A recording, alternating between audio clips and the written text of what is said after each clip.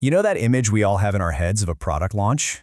It's always so glamorous, right? Some founder hits a giant red button, confetti flies everywhere, and boom, instant success. But what if I told you that entire idea is, well, just fundamentally wrong? Let's get into it. I mean, think about the huge companies, the ones that are household names now, like Slack or Snowflake. Did they really just show up one day in this big blaze of glory? Nope. The real story might actually surprise you. They didn't do the one thing that most startups spend all their time dreaming about. That's the key right there. The most successful companies out there, they're following a totally different playbook. They actively avoid that big bang launch. So if that's the wrong way, what's the right way? Well, first, we got to understand the trap that almost everyone falls into.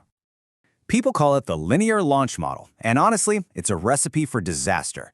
It seems so logical on the surface, but it's really built on a foundation of hope and guesswork, not actual strategy. And the model is pretty much what it sounds like. It's a straight line. You do one thing, then the next, all completely isolated from the one group of people that actually matters, your customers. So here's how this usually goes down. You get this brilliant idea, you lock yourself away in a room, and you just start coding. Then you show it to a couple of friends, and that's exactly when you fall into the most dangerous part of this whole process. It's the one more feature trap. Your friends, they mean well, right? They say, hey, this is really cool, but if you just added this one more feature, I'd totally buy it. The problem is you're not actually selling anything yet, so you're getting opinions instead of real commitments, and you end up spending months, maybe even years, chasing features instead of finding customers. And this right here is the all too common result. On launch day, yeah, maybe you get a big spike, lots of attention, lots of traffic, but what happens on day 2 or day 30? You see that steep drop-off, and then you hear crickets. There's no sustainable growth because you built a product based on guesses, not on what the real world actually needed. So what's the alternative? Okay, let's pivot and talk about a much better way to do this. It's called the multi-threaded model. This is how the pros do it, and trust me, it is a complete game changer. The core idea is incredibly simple, but so powerful. Instead of that single straight-line process, you run 2 threads at the same time, right from day 1. You're building your product, and you're out there engaging with the market. And when you put these 2 models side by side, the difference is just night and day. The old linear model, it's super high risk. You get feedback way too late, and it's from biased sources. The result? That spike and drop. The multi-threaded model, on the other hand, is low risk because you're getting real feedback from the market super early, which leads to consistent actual growth. So you've got your coding thread, where you're building the thing, and you've got your go-to-market thread, where you're selling the thing.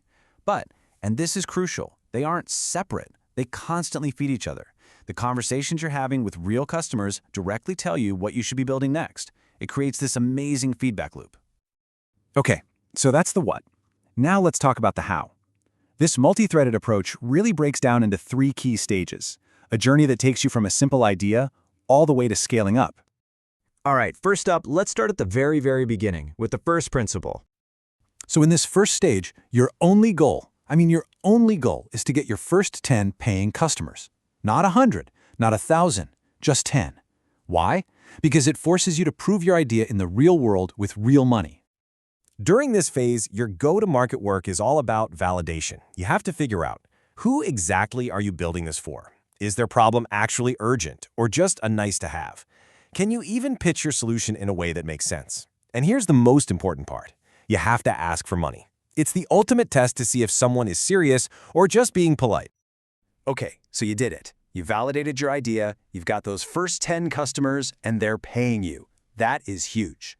Now you're ready for principle number 2.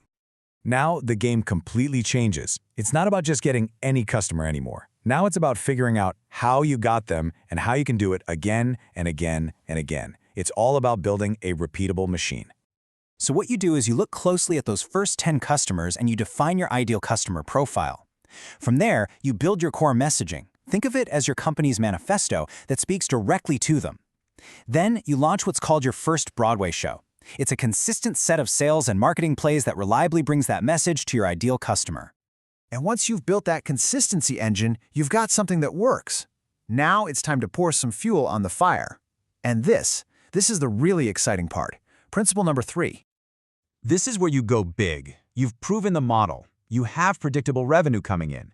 Now you have this solid foundation to really step on the gas and go after the entire market. See, in pretty much any market, only about 3% of people are actually ready to buy something right now. The other 97%, they aren't there yet. So in the scale stage, you attack from two sides. You use things like direct sales and ads to capture that 3% who are ready to go.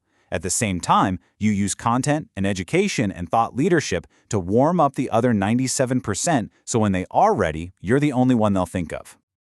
So let's just bring this all home. Forget about that big bang launch. The real path to winning is about building momentum, piece by piece, strategically. The winning formula is actually pretty simple. It's code plus go-to-market. You start both on day one. You move methodically from the idea stage to the consistency stage to the scale stage. And when you finally do have your launch, you're not just crossing your fingers and hoping for the best. You're launching from a position of incredible power, with customers, revenue, and undeniable proof that you've built something the world actually wants. And that really just leaves one final question for you to think about. When it's your turn, when you're ready to bring your idea into the world, are you going to be launching with a prayer? Or are you going to launch with a plan?